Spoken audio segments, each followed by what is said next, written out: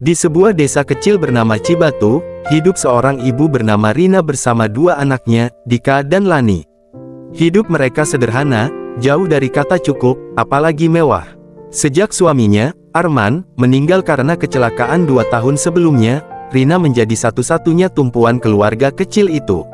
Setiap hari, Rina bekerja serabutan, mencuci pakaian, menyetrika, membersihkan rumah-rumah tetangga.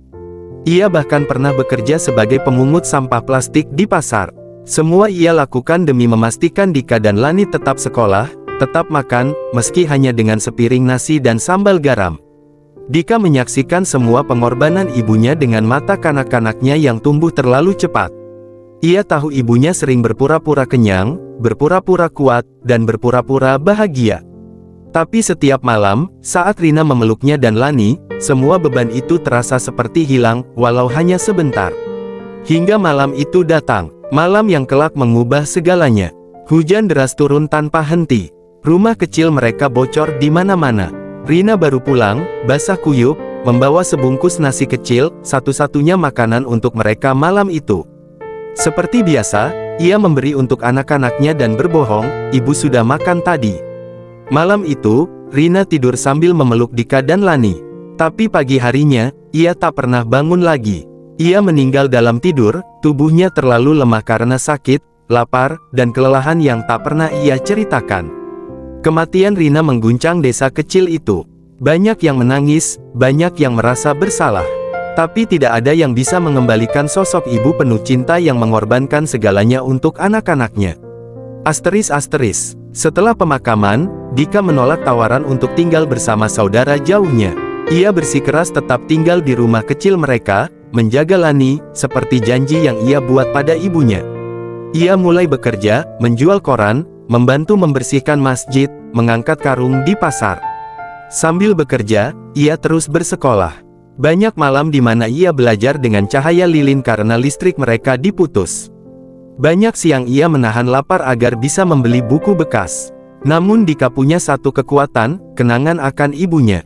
Setiap kali lelah, ia mengingat pelukan Rina, suara lembutnya saat berkata, "Ibu bangga sama kamu." Waktu berlalu, Dika tumbuh menjadi pemuda tangguh. Ia lulus SD, lalu SMP, dan akhirnya SMA dengan nilai terbaik. Seorang guru yang terkesan dengan kegigihannya membantu mencarikan beasiswa. Dika diterima di salah satu universitas negeri ternama di Jakarta. Ia mengambil jurusan teknik sipil, seperti keinginan ayahnya dulu yang ingin membangun rumah impian untuk keluarga kecil mereka. Selama kuliah, Dika bekerja paruh waktu, jadi tukang fotokopi, penjaga warnet, bahkan ojek online. Ia tidur hanya beberapa jam sehari, sisanya untuk kuliah, kerja, dan mengurus Lani yang dititipkan ke tetangga dekat yang baik hati. Lani pun tumbuh cerdas dan rajin, selalu menulis surat kecil untuk kakaknya, "Aku janji jadi anak pintar kayak Kak Dika."